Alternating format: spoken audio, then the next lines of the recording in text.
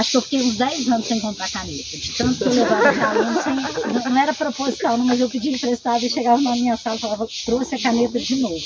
Agora eu nem peço mais emprestado para evitar. Então vamos lá. Lembrando, o que é mesmo a cerosidade? A cerosidade é a argila que sai do ar, tá? Então existem os agregados do B, tá? Então aqui tem um agregado do B. Então a água passa pelo ar e vai levando a argila.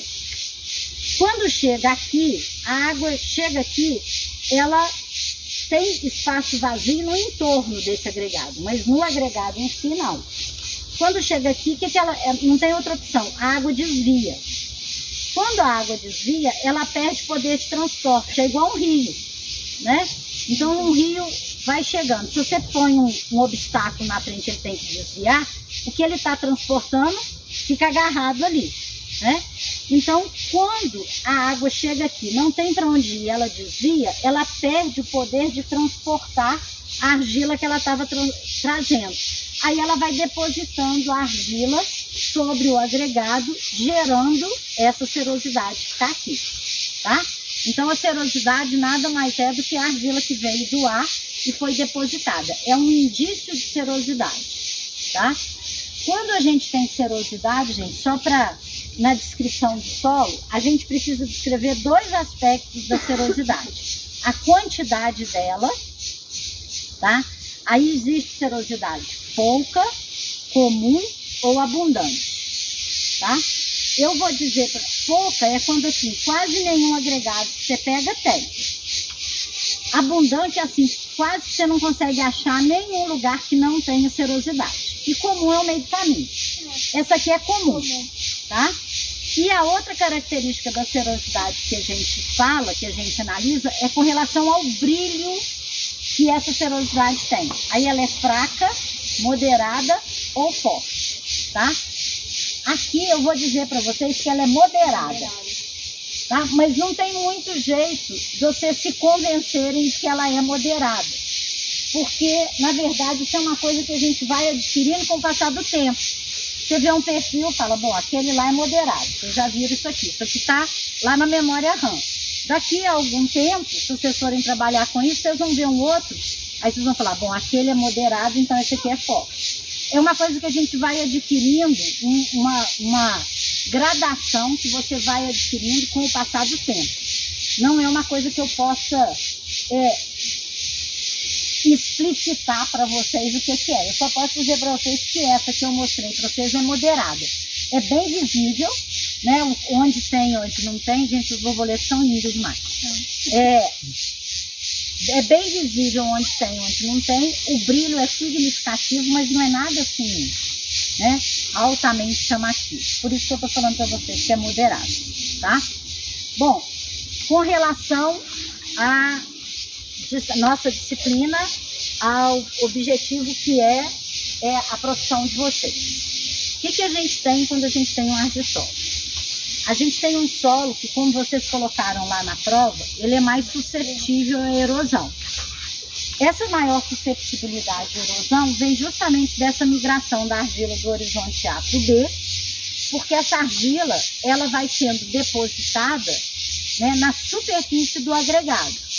Nessa superfície do agregado é onde também estava o espaço poroso, por onde a água corria. À medida que ela vai se depositando ali, ela vai entupindo esses poros. Então ela vai, com o passar do tempo, diminuindo a infiltração da água no horizonte B, tá? Então ela começa a diminuir essa capacidade de infiltração da água quando a gente pensa do horizonte A em relação ao horizonte B. Se a gente tiver chuvas, voltando no que a gente viu na aula dessa semana, contínuas de vários dias, né, aquelas chuvas que não necessariamente são chuvas muito fortes, mas que são chuvas que são duradouras e que você tem um total, uma altura de chuva muito significativa, a gente começa a ter saturação do horizonte A e começa a ter processos erosivos significativos nessa área. Então, esse solo é um solo que é um solo frágil com relação à erosão. Pode ter levando o horizonte A, tá? Essa classe de solo, gente, era a classe de solo que existia na parte que a gente desceu em direção à Lagoa Seca. Então, onde eu parei de manhã, que eu falei assim, tá vendo que já tem sulco erosivo, não sei o que a gente tá olhando? Ali, o horizonte A já foi todo levado e a gente já tá vendo o horizonte B. Apesar de ser um solo que é muito suscetível à erosão, lembrando que eu falei também em sala, a gente não tem uma erosão que o sulco fica muito profundo. Porque essa argila depositada no horizonte B, ela funciona como uma resistência. Então, ela cancela ali o horizonte B. Leva o horizonte A e fica o B. Tem sulco, mas acaba ficando na imagem que a gente viu ali no final da aula, da primeira parada, que é todo aquele solo exposto que está ali. Por que aqui a gente não está vendo erosão? Por causa da vegetação. Perfeito, por causa da vegetação. Então, vocês estão entendendo cada vez mais que a erosão é um processo complexo em que você tem, se não fosse a vegetação, já estava tudo lá embaixo. Então, um cuidado com relação às opções profissionais de vocês. Se você tem solos como esse no entorno da área, a gente estava propondo vocês construírem logo ali, ou logo aqui embaixo, porque aqui embaixo tem uma continuidade do que a gente viu ali. A gente só andou um pouquinho de lá para cá, né? Se vocês forem construir tanques, escapou da área hidromórfica e construiu o tanque para o lado de cá, tem que ter um cuidado muito grande com o solo que está aqui. Porque se você tiver um solo como esse, você já tem um risco maior de erosão. Então, que cuidado que você vai ter que ter? Aqui na estação está ótimo. Está tudo vegetado, está protegido. Se não tivesse, né? Ah, professora, mas para revegetar demora pelo menos 20 anos. Eu não vou ficar esperando 20 anos para poder colocar o meu. Tem um monte de técnica de conservação do solo que a gente pode colocar aqui para evitar que essa fragilidade se concretize num processo erosivo intenso. Mas essa classe de solo é uma classe de solo que demanda muito cuidado. E tende a ocorrer em áreas como essa, áreas um pouquinho inclinadas e mais próximas do nível de base local.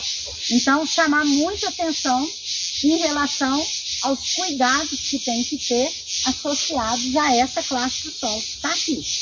Então, não é simplesmente, tá, tudo bem, então, né, tem que entender o entorno, né? Então, se vocês forem fazer um planejamento de uma área de construção de tanque, tudo isso tem que ser observado aqui, tá?